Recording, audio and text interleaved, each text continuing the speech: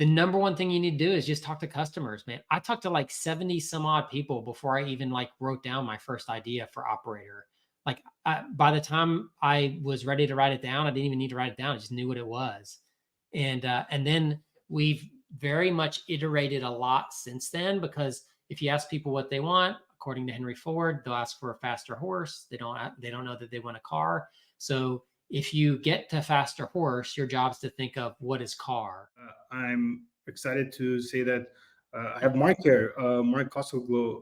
I hope I said that correct. If not, I apologize, Nailed it. Mark. But I've been following Mark for, I want to say, since my SDR days in MailJet when I did my 500 dials. Like, I've been following you for quite some Let's time. go.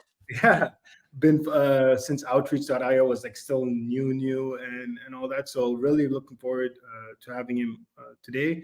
Uh, if you don't know who Mark is, go right now. Fahima, if you can just drop his LinkedIn in the chat, go follow him. His content is fire. Like, he's just does an amazing job of breaking down like how people are thinking about sales and launching a business and all of that type of stuff. So highly recommend it. I'll or my colleague Fahima will drop it in the chat. But maybe Mark, to kick things off, do you just want to give a very high level intro to yourself so anybody who doesn't know who you are, and like maybe talk about your early days in outreach and what you're up to at Operator?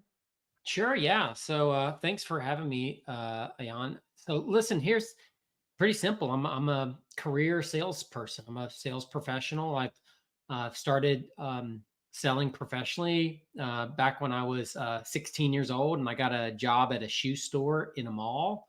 And I was lucky enough that my manager of that store actually taught me how to do consultative selling and laid the foundation of the right way to diagnose someone's problem and then offer them up a solution if we have one that could fix their problem, and then help them understand why that solution is good for them. And been selling ever since. I think most people would know me as I was the first employee at Outreach.io. I led sales there till about 230 million bucks and a 4.4 billion dollar valuation.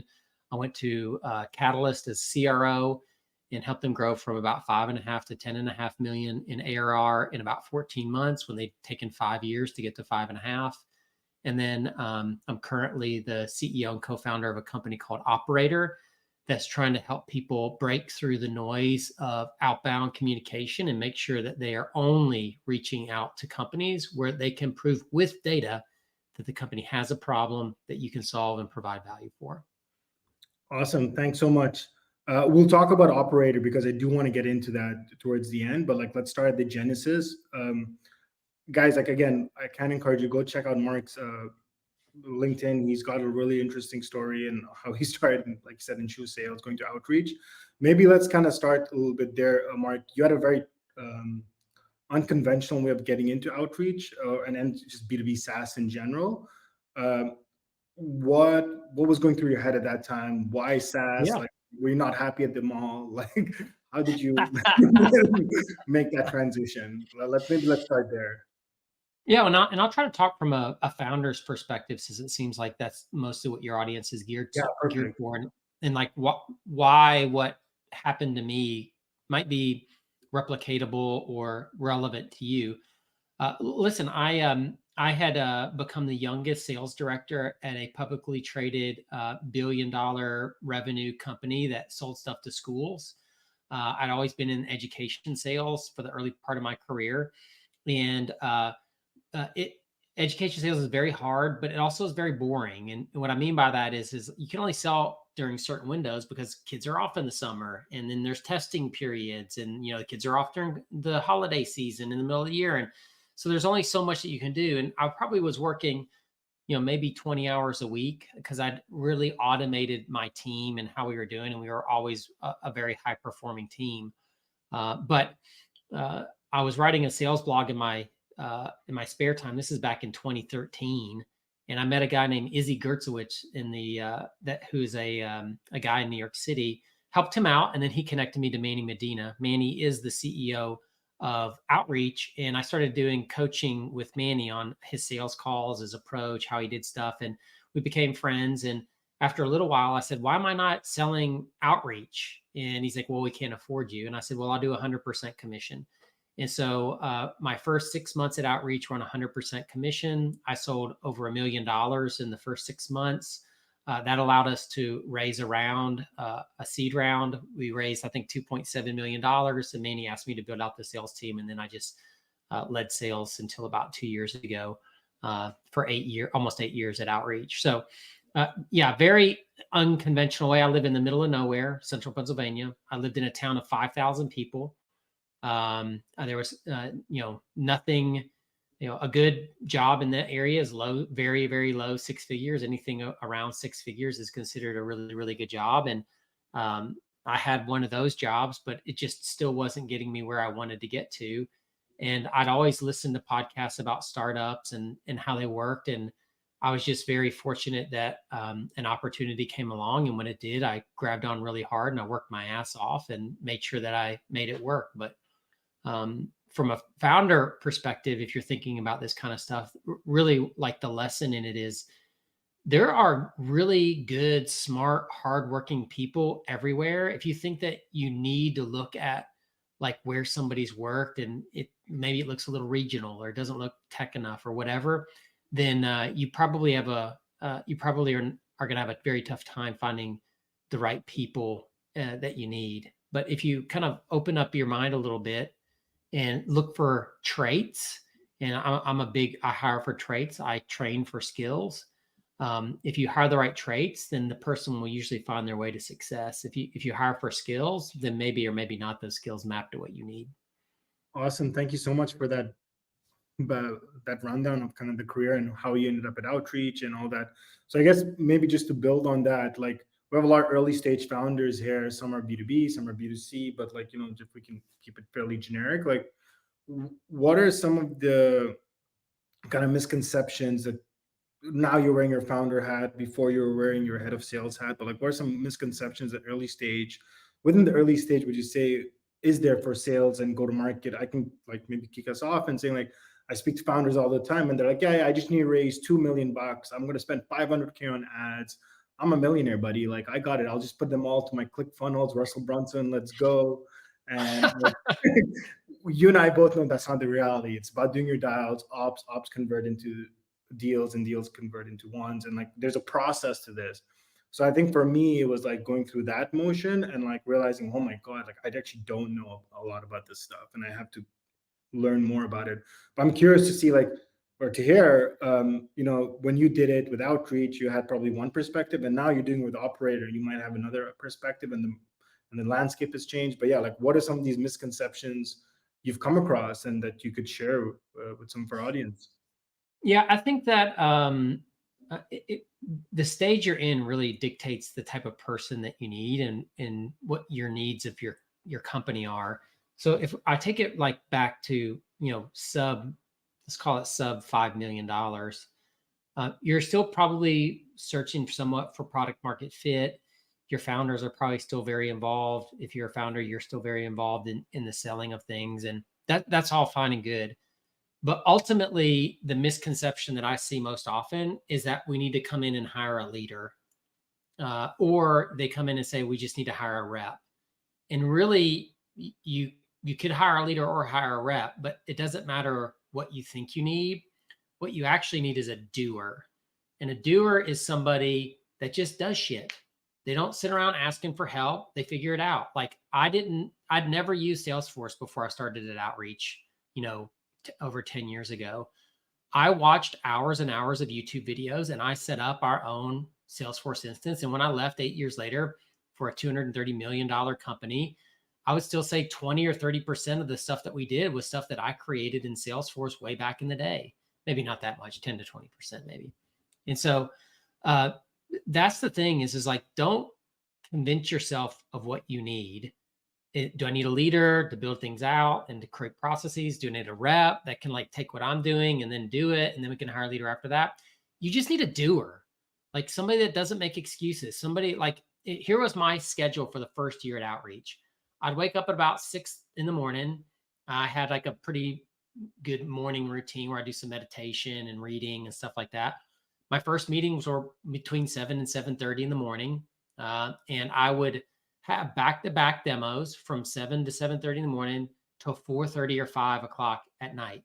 And when I mean back to back, I'm talking 20 plus meetings. Then what I would do is I would take my kids to sports practice, help with dinner, do all that kind of stuff. I have 4 kids. At that time, they were all pretty young. Youngest one at that time was probably 14 years old. Our oldest one, the youngest one, was 5 years old. And then I would come back. We'd have a little family time. I put my wife at the time and my kids to bed at about 10 p.m. And then I would watch YouTube and build out Salesforce and do my follow ups from 10 to 2 a.m. And then I wake up the next day at 7 a.m. and start it all over again. And that's not like hustle culture. That's because it takes a lot of work to get things off the ground. And I was passionate about what we were doing. I had the energy. I had the support of my family, which helped a ton. And I just knew that I had a great chance to change the trajectory of my career. And so I just worked my butt off. And I'll tell you that, like, that's what I mean by the doer. The doer just does that. I didn't even realize I was doing it until way late afterwards when somebody's like, hey, you sure a lot of old ops with you in here. How many meetings were you doing a day? And I kind of went back and looked at my calendar. I was like, holy crap. So that's the thing that you really need. Don't convince yourself you need a rep or a manager. You just need another doer that can get some shit done. You remind me of, have you watched Pain and Gain with Mark Wahlberg? No, I never heard of it. This scene where he just screams, he's in a seminar and he just screams with his biceps, like, I'm a doer. And like, what you remind me of, you just need people to get shit done. I am a doer. So I 100% agree with you. Early stage is tough. There's a grind, there's hustle, there's a lot of stuff that needs to be done. Just because you brought it up, how do you define product market fit? Like, at what point did you say, like, hey, Outreach got product market fit? Was that on meeting velocity, opportunities, or closes, or you're like, inbound is kicking in? Like, how did you identify that? I think product market fit is like a very ephemeral, slippery thing. And I think to define it in a singular way is extremely dangerous, because what it does is you kind of drive for that versus actually driving for product market fit. You know what I mean? Like, it's the same thing. Like, if I have a headache and my doctor drives to solve my headache, but actually have a brain aneurysm and they never actually do anything about what's wrong with my brain, that's exactly how product market fit works. Product market fit is something that you just need to be completely on top of. And I would say it's probably healthy to think that you never quite have it, because that constantly gets you closer and closer to your customers, and keeps you in that kind of like ever rotating mode of like, I got to keep getting better. But listen, if I was to like take a stab at defining product market fit, it's when you explain what you do to someone, do they get it? That's the first part. You'd be surprised, so many products the person can't explain even what they do. I've sat on demos with new founders for 5, 7, 8, 10 minutes and still don't understand what they do. Definitely can't understand. So the first thing is like, can you describe it simply and easily, and do people get it? The second thing is when you start talking about it, are people starting to make that leap of, I see how I could use this. Oh, just by him telling me what we do, I could apply it to this problem and this thing over here and that thing over here. That's the second step. Is you can't, if you have to shove into their face all of the different value propositions and challenges you solve, then it's not intuitive enough. And there's no, the market knows what it needs to fix itself. When you describe it, they can't start figuring out how to fix those things with what you do, then you don't have product market fit. And then the last is people pay. Like, you gotta have, $1 million, I think, is like the generally accepted whatever. I think that's pretty arbitrary. Like, a million things all these investors do, why they pick $1 million is because it's round, not because it's actually accurate number or backed by data in any way whatsoever. But yeah, I think once people like start reliably and predictably paying for stuff, and you're winning, 20 to 25% of the opportunities, then you probably have product market fit. No, I love that. And the reason I asked that is because I remember when I was an SDR at Mailjet, and I had to explain, I'm like, to my sales ops lady, I'm like, hey, I need outreach. And she's like, what is that? And I was like, it's a sales engagement platform. And she's like, what is that? And like, sales engagement when outreach came out, was like, that category was like non-existent, right? Arguably, it was still being developed. So that's why I think, like how did the market know that they needed a product like that and stuff? So it's interesting to hear your journey of that and where that point of inflection was. Cool. Let's move on to the next portion here. Do you Again, want to do the Q&A? There's quite a few questions in the Q&A. I don't know when you want to do that, but yeah, I'll get to that closer to the end. I have a slot that I'll cool. do. So one of the things I wanted to talk about is go to market. Obviously, you're doing it right now with Operator. You've done it at Outreach. Maybe for some of the early stage founders here, like, again, how are you defining your go to market? How do you even think about it? What are some of the channels that you're actively exploring? Like, how does Mark think about go to market when he wakes up in the morning? Because you're pretty much going through this emotion as an early stage founder, right? Like, Mm. how are you Yeah, but diagnosing? it's not normal, man. Like I wouldn't be able to tell you what I do and you do it because For sure. I got to spend 10 years in SaaS, in GTM tech, meeting with some of the best leaders in the planet, building out a huge network, going to tons of conferences, doing podcasts, hosting tons of podcasts. I'm really, really lucky that I have hundreds and hundreds of acquaintances, friends, and people in my network.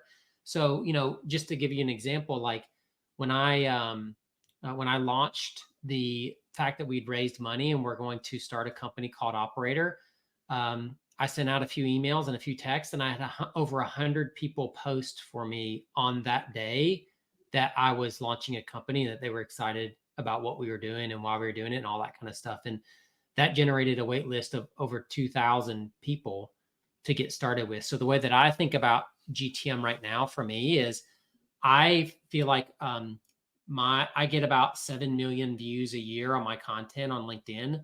And all I'm trying to do is to create content that helps people and makes them want more help.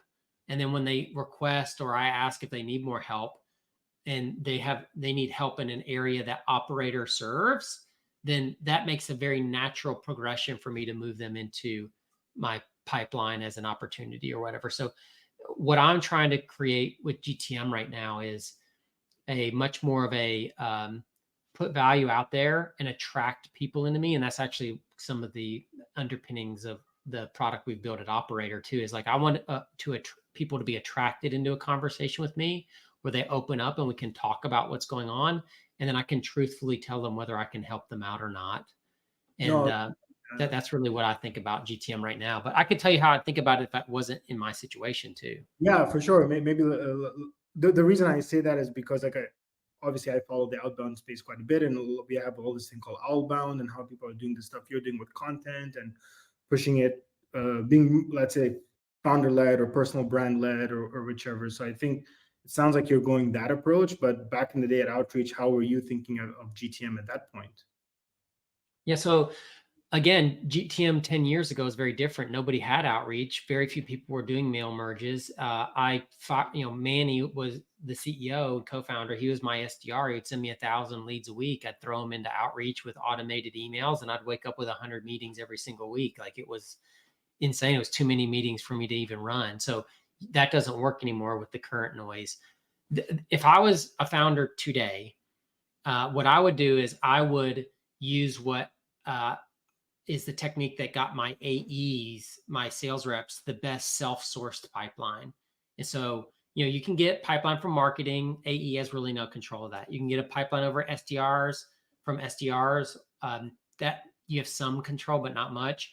Really, if you want to be a great rep, you have to control some of your own pipeline. And that includes you having to do some of the work and figure things out. I tried this several times at Outreach and failed 2 times. The third time we got it right. And what we did in the third time was, rather than say, all right, an SDR has 400 accounts and they work 5 days a week, and this is what we expect from them. We're going to give an AE 100 accounts, and we want them to prospect about 20% of their time. So we're going to expect 20% of the output and 20% of the activity and 20% of the metrics. And that did not work. What worked is, hey, let's look at your quota for the quarter. $250,000. All right, great. That's a nice quota number. 250K, $1 million for a year. All right, what is your average deal size? 30K. All right, great. 30K. How good would you feel knowing that you have 100K of high quality deals and 3 deals sitting in your pipeline every single quarter, and then marketing and SDRs were filling in the rest? Well, everybody feels really great about that. So, okay.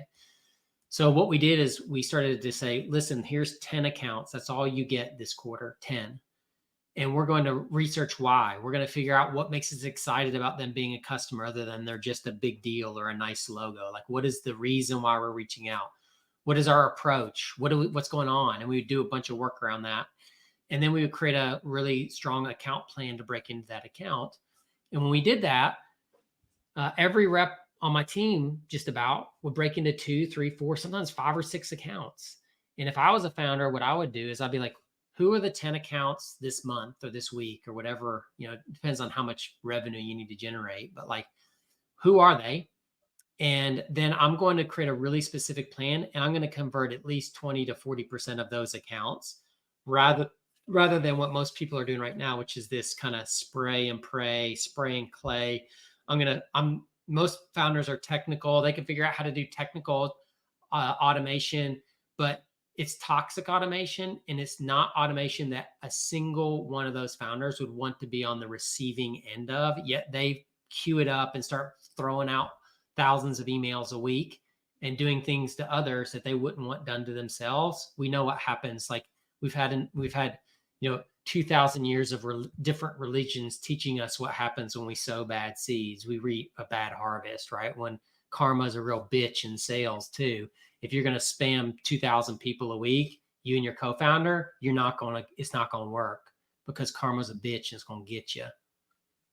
I love that advice so much. Like I grew up in the different. I used to talk about this a lot about the history of sales, going from door to door to like the outbound motion to the inbound motion, and then mass outreach. And now we're very to this like one-to-one level, where like, hey, I need to do all the research before I do that outreach to you. So I think that's sound advice for any early stage founder is that you have to take this account-based approach and really learn more about the accounts and then penetrate it.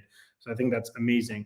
So I guess on that note, and maybe this will be the last question, and then we can go to audience Q&A. Is like, where does the future of outbound or the future of sales or the future of like all this stuff that we're talking about, like with AI in mind, like where do we end up, right? Because like this Yeah. stuff is changing. Like I remember when I was in SDR 5 years ago, like it was all calls, and then midway it went to emails, and now it's like multi-channel, and now it's like AB, like what? Like it's like all this stuff is getting spewed out. Obviously, it changes if you're mid-market enterprise. Like I get that, and like if you're B2B SaaS, fintech, regulated. But I guess overall, like where do you, because you've had the privilege of seeing it from different perspectives, like where do you see it going? And then like, yeah, I think like plugging in operator and like what you guys are solving might be helpful.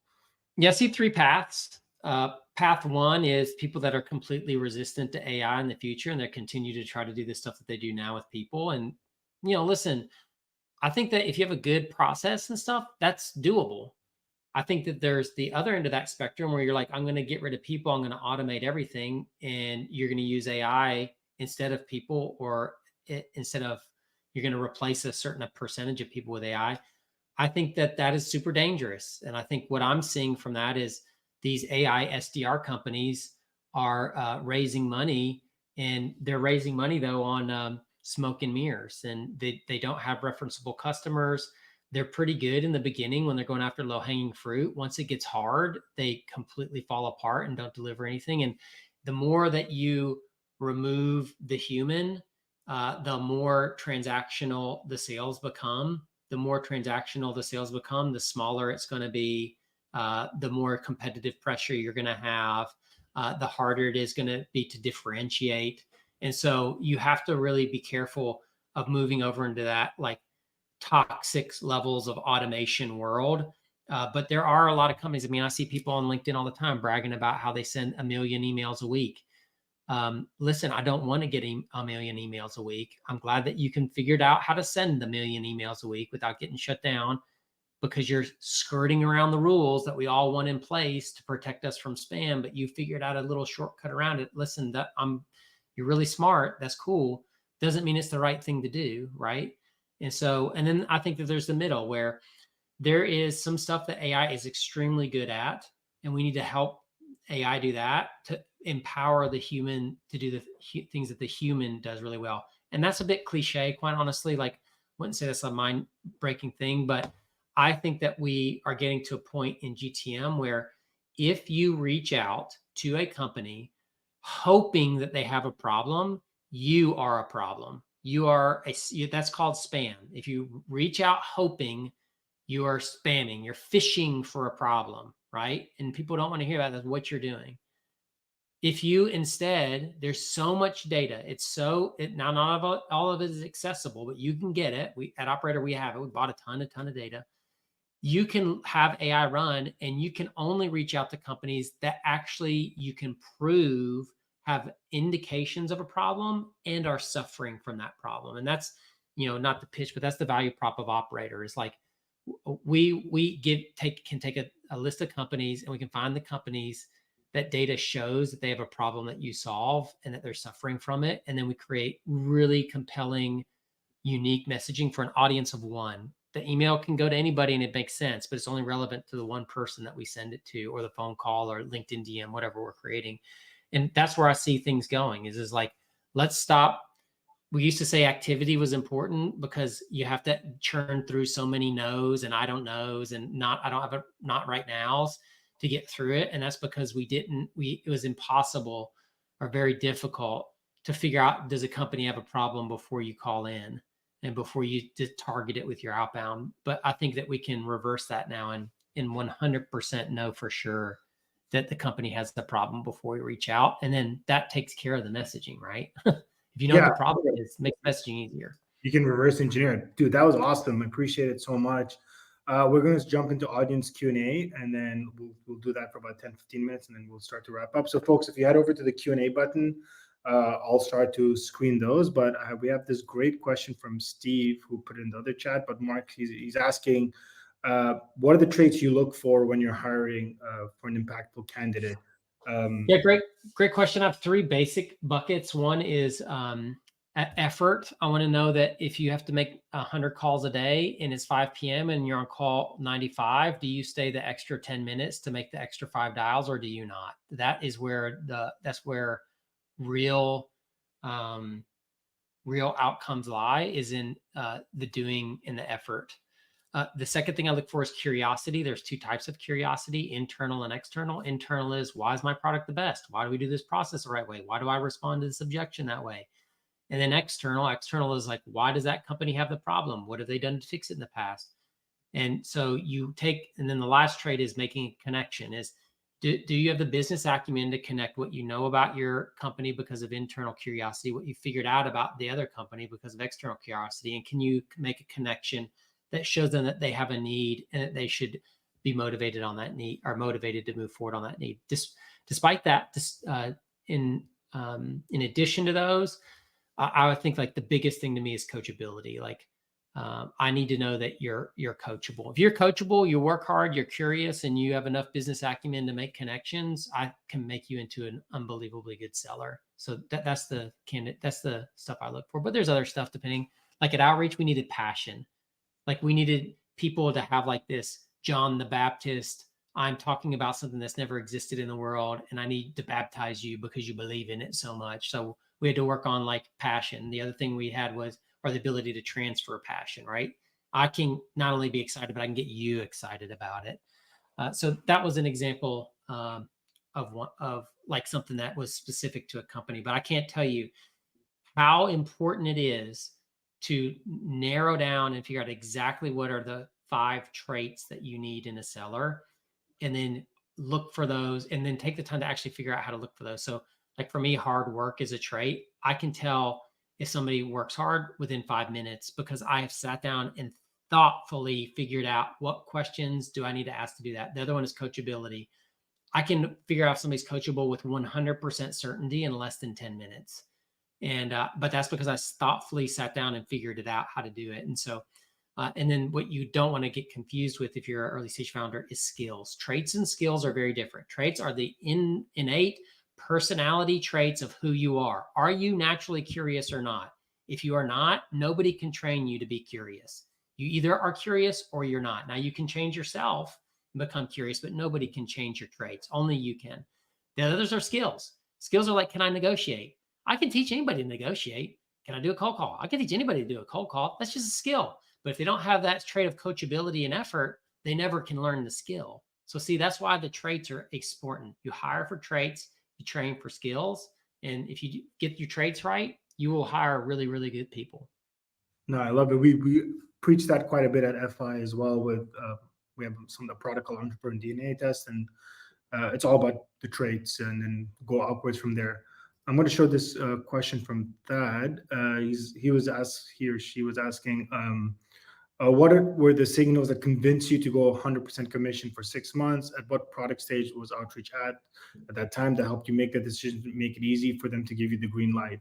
Um, so I think you briefly talked about this, but if you want to go over it Yeah. again. So listen, what was my motivation for doing 100% commission is number one, I will always bet on myself. I know how to sell. I know how to be good. I'm not a cheesy used car salesperson. My mantra is I help people make confident decisions. If they go for me, great. I'll take the commission check and I've helped the person. If they don't go for me, one of two things happens. Either they make the right choice with a competitor or another solution and it helps out their business, in which case I am happy for them, or they make a wrong decision and then they come back to me because I help them feel confident in the beginning. And so like that's the first thing is you I bet on myself because I understand what great selling is. And so there was nothing other than this was a technology that I understood. That they have this thing called founder market fit. Like I think I have perfect founder market fit for what Operator does right now. I've spent the last 25 years dealing with the problem that I'm solving.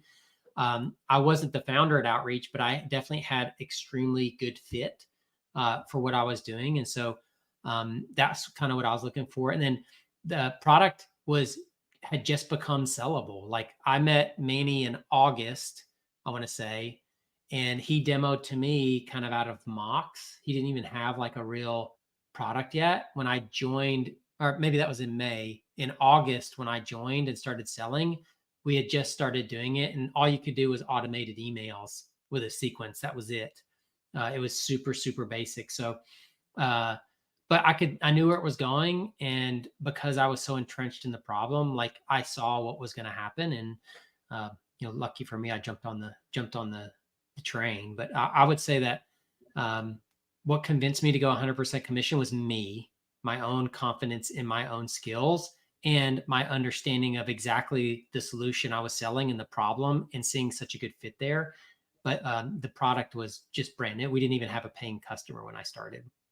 Wow, thank you so much for that backdrop. All right, let's go to the next question. This question's from Steve. You spent some time talking about PMF, but he was asking, hey, if you're dealing with multiple issues, how do you know which ones you should be prioritizing? Um, Multiple issues for product market fit. I don't know if there are multiple issues. There's just you either have product market fit or don't. I think maybe what you're referencing, Steve, is that there's multiple variables that you are seeing poor product market fit on. Like, maybe you're just not booking enough meetings. Maybe people aren't willing to pay. Maybe the product doesn't work correctly or something like that. Listen, I can tell you what I've done at Operator. I have a platform, and people have an inherent trust in me because of that platform, and because I've helped so many companies out in the past, and they can, probably reach out to a friend that knows me or knows somebody that knows me, and can get a really strong reference. But really, man, the number one thing you need to do is just talk to customers, man. I talked to like 70 some odd people before I even like wrote down my first idea for Operator. Like by the time I was ready to write it down, I didn't even need to write it down. I just knew what it was. And then we've very much iterated a lot since then, because if you ask people what they want, according to Henry Ford, they'll ask for a faster horse. They don't know that they want a car. So if you get to faster horse, your job is to think of what is car. And then you need to start putting that in front of people that think that they want a faster horse, and see what they think and what are their comments. And are you a good teacher? Can you teach people why you're doing it? Like, big part of what I do is like, this is what people do now and why it doesn't work. This is what we're doing and why that approach makes sense in an environment where what is happening right now doesn't work. So yeah, I would say that if you have multiple poor variables with product market fit that might make you nervous, is your product right or not?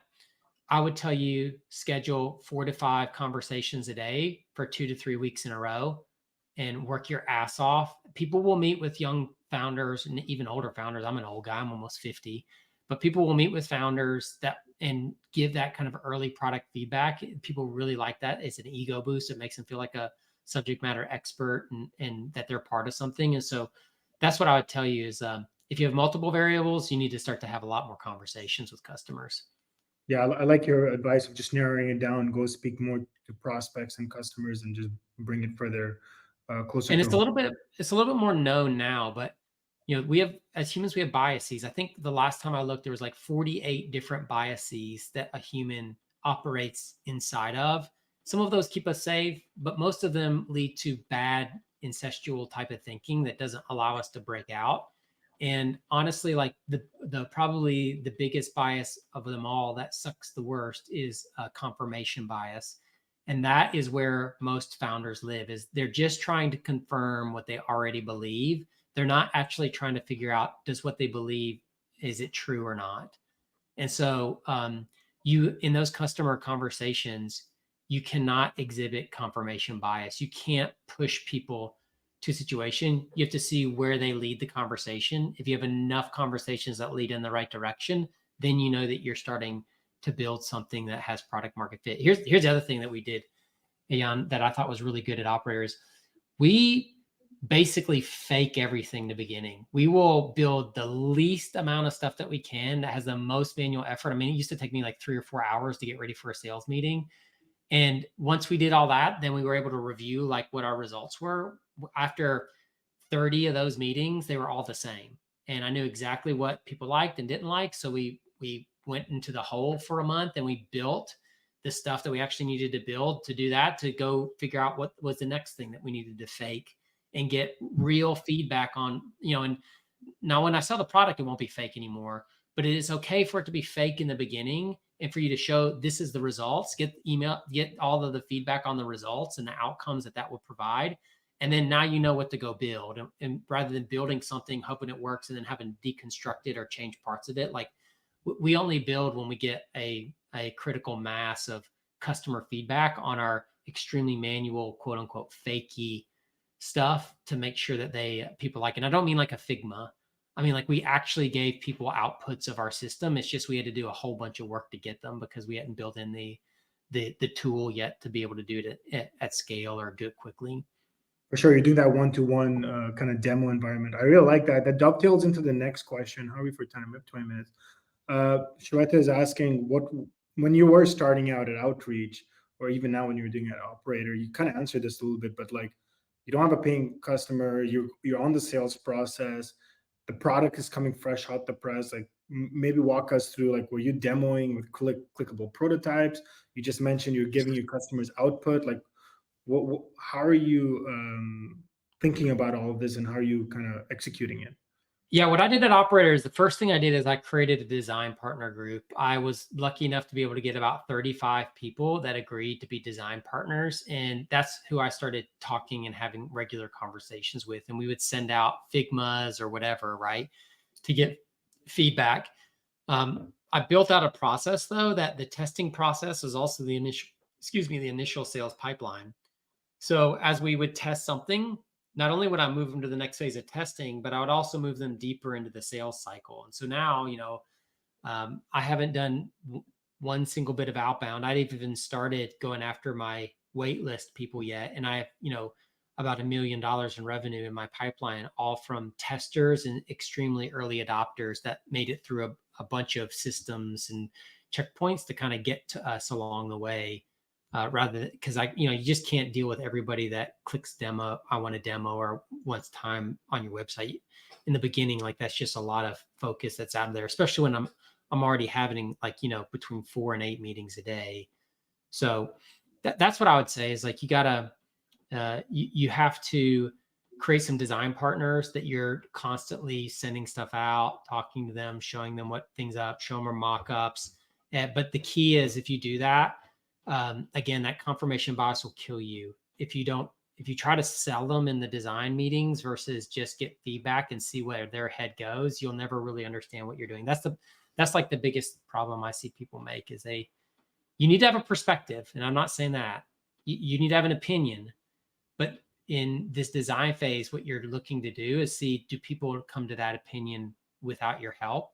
Or does it take a shit ton of selling and pitching and all that kind of stuff for people to understand what you're trying to do or not? But do the design partners and then call some friends and get some friends into deal cycles, give them some output of what your system is, let them see the value. And then, if they're giving you good feedback, then it's time to start selling to people.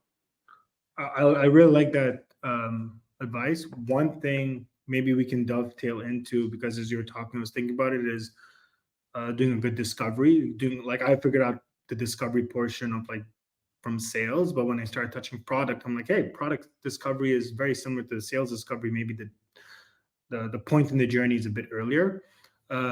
What is your general like take on doing discovery? Like, do you have a certain framework of thinking about it? Again, I know Mhm. product sales is a bit different, but like a lot of the stuff you just talked about, getting a design group and getting all this stuff is essentially doing a really good discovery. And I feel like that's one skill like some sales reps just still have not perfected because they're taught like just ask, give me a band, give me the like, it's so prescriptive that they lose the human element of it, right? So would love to get your 2 cents on that.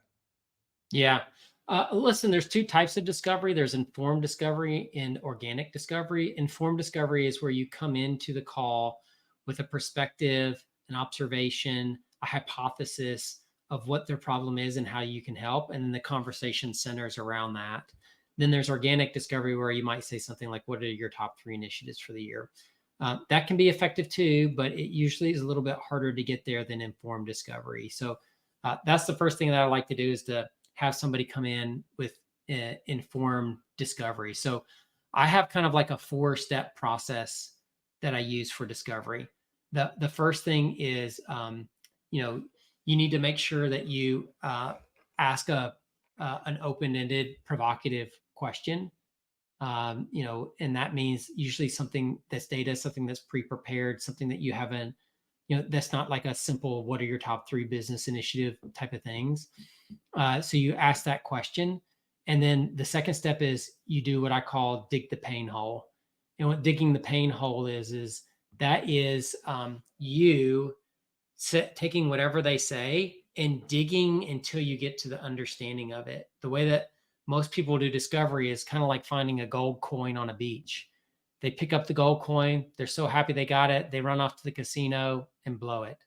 You know what really smart people do when they find a gold coin on the thing? They run to the store and get some shovels because they know there's a treasure chest filled with gold coins around there somewhere. And they start digging. And that's how really great sellers work. When they get an answer or hear something that they like, they don't just run to the contract and try to close the deal. They try to understand and they dig deeper. So you dig that pain hole. And the way that you do that is you say things like, well, listen, Ian, outbound, or you could say something like, lead conversion means a lot of things to a lot of different people. Like, how do you describe it? Like, what metrics do you look at that define lead conversion for you? And you'll find out like almost every single company has a nuanced definition of that. And figuring out how to speak to their nuance is really powerful. After that, you do something called diagnose and confirm. So after you ask questions, and the point of asking questions is to reach a diagnosis. You don't keep digging past the treasure chest. You dig to the treasure chest, and you open it up. And the treasure chest is the diagnosis. That is, hey, I talk to a lot of revenue leaders, and you know what? Like, what I'm hearing from you sounds like your lead conversion's off because you don't have something on your website that can convert people into meetings, and you don't have a scheduler on your website. Like, do I have that right? And diagnose is you share your diagnosis, and then you ask, do I have that right? And that's the confirm. If you get it right, the call keeps going and you look smart. If you get it wrong, guess what? They correct you, and then you get the information and you keep going. So it's a no lose. And then the last thing is a brief vision of the future. And what that is at the end of your diagnosis and confirm, once you have it right, you understand, that's when you say something like, you know what? You don't mention your product. You don't mention your features. You just talk about a future state that could exist. Well, you know what? What if you could get your lead conversion up 3x and all you had to do was to add one little thing to your website? Like, does that sound like something that would be interesting to you? If when they say yes, then that's when you're like, all right, well, you know what? We have that thing. I'm going to make a note and I'm going to demo that in our demo next call. And you do that, repeat this process 2 or 3 times, and you'll start to understand what are their problems. You'll understand them deeply. You'll have them confirmed by them of exactly what's going on using the business acumen that you have and connecting the dots from your questions and answers. And then lastly is they'll start to build excitement to see your demo because you're suggesting specific things that can solve their problems and building that list for that really contextualized demo. Man, I love this so much. This is like, I wish I had you as a coach when I did my SDR days. This is really awesome. But even as a founder, like these are some really important concepts that people need to digest and stuff. I mentioned earlier, I thought it would get 100 people live. We're at about 163 people live right now. I think it went up to 180. So I'm sure there's a lot of people getting a lot of value from this stuff here. We do want to wrap up to make sure we have enough time for networking. What I do want to end is, and I give this to all the speakers, is like, we haven't just, the audience is early stage founders. Some individuals are thinking of making that leap. Some are already in that pre-seed seed level. You're kind of going through this motion. Kind of what's that number one piece of advice you'd like to give them? Something that you've picked up along the way, something that you've picked up as a new founder, or kind of like a founder 2.0, kind of hitting this all over again. But like, you have so much wisdom to share. So I feel like, what is that one final word you want to give the founders before we wrap up today? Yeah, I think there's like 3 major things that a founder does is they have conversations, they do work, and they think about work. And I think what I've learned is if you don't create for yourself, and I actually did a post on this today because I was messing it up for a while. Because you constantly you get into a good rhythm, then you fall out of it slowly, and then if you're not self-aware, you'll find yourself dealing with the problems that you've solved in the past. And so I was able to quickly self-correct, thank goodness. But like, you need to make sure that you have a quota for how many conversations you're having a day. Those can be with future customers, internal team conversations, people in the field that are subject matter experts to the problem you're solving. Maybe it's mentors. I don't know, but like, you need to be talking to people. If you don't talk to people, you will get into an echo chamber that will never go anywhere. The second thing is there's work to do. Listen, I am an inbox zero guy. I will always like just go try to clean out my inbox or I'll go try to do tasks, or like I like to this weekend on yesterday, I painted my bathroom ceiling because there was some grout that some Tyler had put in that had gotten on the ceiling. I cleaned out my garage. I washed both cars. I rearranged something for a Christmas present that was a toolbox I got. I did the laundry. I made my bed. I did like 8 or 9 things. I like to do. But if you're a doer, sometimes you get stuck and you're not thinking about what you're doing and you're just going along doing. And then you realize a week later, you haven't done anything important. And then the last piece is that thought, like the thinking work, your thought work. Do you have several blocks a week or a handful of blocks, a couple blocks a week where you meditate and kind of get in your alpha zone and then turn everything off and be like, I need to think today about how I'm going to get my wait list bigger. And you just sit down with a piece of paper and a pencil or an iPad and an Apple Pencil or whatever. And you write, you don't type. There's something special that happens when you write, and you write out and you think through the things that you need to think through that are really getting in your way. If you set aside time to do those 3 specific things, I think you'll drastically accelerate your progress, because you'll be thinking about the important things, which will dictate your work, and that will dictate the kind of conversations that you need to have. Man, so much nuggets here. I feel like just learning on it. We're like, let's go launch something right now, Mark. Let's go. I'm inspired. I'm ramped up. I think this is like awesome. Guys, we're coming close to the end. Thank you so much, Mark. This has been You want awesome. me to like machine gun some of these questions, man? Like, I hate not asking questions when people actually take the time to. Can I start at the bottom and just move my way up? Sure. Are you in the Q&A section or in the chat? Yeah, I'm in the Q&A. Yeah. So yeah. Actually, So let's start. we'll do Deepak. I launched my health tech startup, but the business Yeah. model underperformed with a new client. There you go. New client onboard and pre-market product. How can I effectively raise awareness and generate interest? Listen, the best way to is to start posting yourself, and you build out an audience, and it takes time. Is it you're like there's zero way to do this where I could snap my fingers and you're going to do it in a ethical way that isn't some kind of mass and blast pray or spray thing that probably is going to mostly get ignored anyway. The main thing is if you care about this problem a ton, you need to start putting out your perspective. Don't overthink it. Just write and puke it out. Just get it out and write every single day. And then what you need to do is you need to set aside about an hour every single day. And what you do is you DM every single person that likes or comments until you get up to a certain amount and it becomes unwieldy. You reach out to 20 people a day and you start to bring them in. You have to build that network, but you build it around the thought leadership that you're doing in your area. That would be the biggest way that I could say to build awareness. And it will not be easy and it will not be fast, but it will be very effective, and things that, take a long time and are hard are worth it. Perfect. How do you determine the garbage leads when you're assisting a new company with lead conversion? I'm a big every lead is a good lead until you talk to them. I'm going to just figure out how to disqualify people in conversations quickly. And then as I start to see similar patterns over and over again, then I'll create automation that moves those people to a different system if they come in. So for example, like right now, Operator is good for high value accounts. If you do like sub $5,000 deals, Operator is not a good fit for you. And there's really not any reason for me to talk to you. So we actually have kind of a wait list and a queue for those type of people where we keep them a little warm on the idea of what we're doing, but we are really honest and transparent and say that we're not helping you right now, but as soon as we are, we'll let you know. And so that's how I would do it is first of all, assume every lead is good, find the patterns of people that don't move forward, then automate them out in your booking process so that you don't end up talking to them. How do you build a genuine wait list pre-launch when you don't have demos in target? That's the exact thing I talked about earlier with awareness.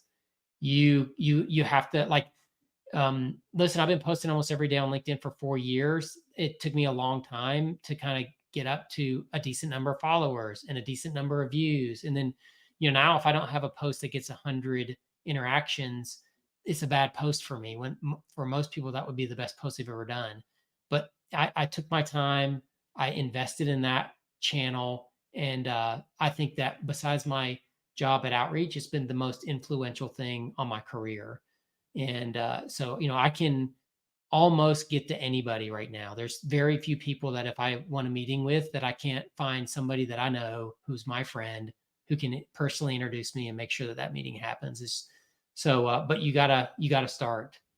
And if you get started, it doesn't take as long as you think, and it's not as hard as you think. It just requires discipline and consistency. Perfect.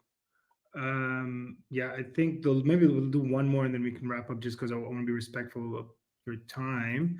Is this one by Zachariah, who's talking about making the transition into sales and sales development. What are some of the resources would you recommend for people to level up or upskill in sales? Well, I don't know if I'm turning from an entrepreneur to an intrapreneur. I'm not exactly sure what that means, but us into So sales and developing it. basically, he's going into an internal organization, similar to your transition, going from going into outreach. There's a founder, and they'll be doing more entrepreneurial initiatives. So they're kind of working with an entrepreneur then, huh? Yeah, we're working with the founder, but they have to take the initiative to launch a new product or a new project or a new department or whichever. Yeah, listen, what I would recommend is there's a weird balance when you're not the founder of ownership. And what I mean by that is without extreme levels of ownership, you don't push through all of the stuff that's in your way to make sure that something can live. And unlike having a baby, you got to push through stuff in order for this thing to live. It's not going to just kind of like mature in your belly for 9 months and then kind of naturally slide out. You know what I mean? And I'm oversimplifying that, maybe a bit crude. Apologies, but like you have to work to make it live. In order to make it work, you have to feel some ownership. And so that's where you just have to figure out, like with your founders, like how much ownership can you have? I felt tons of ownership at Outreach. And that's because the product was using my ideas. I understood it. I understood the problem better than the founders did. You know, I was doing the work every single day. Like I saw this as my chance, and I worked as hard as I could on it. So that's what I would say is like you have to find a healthy level of ownership for what you're going to do for a founder or an entrepreneur in their service and in the service of their vision and their product. And if you can find that level of ownership, you'll have the motivation you need. And then the second thing, I tell my kids this all the time, is that you got to have fun and work hard. If you're not having fun, you don't have the fuel to work hard. If you don't work hard, then things won't be successful and you won't feel like you're contributing. And then that's when you start to like check out. So to me, it all starts with fun. So find the right level of ownership that's appropriate for you, that makes you feel attached to the success. And secondly, figure out how you can have fun doing that, because fun is the fuel of hard work. Awesome. So thanks so much for that. That was super helpful. Appreciate you sticking around for a bit more. What I do want to do is we'll wrap up the session here because we do have networking. We can chat to see if you're still available, but folks will see you'll have some tables. Feel free to talk to each other and learn from one another. And then, we'll leave those tables opened up. We threw up Mark's LinkedIn. We'll put it in the follow-up email. You'll get the recording within 24 hours. It'll be up on YouTube as well. Go follow Mark, show him some love, like tweet about this. This has been awesome. I feel like this was a master class in like so many different things. But yeah, Mark, thank you so much for taking the time. Yeah, no problem. Thanks for having me. Awesome. All right. Thanks, everyone. Bye.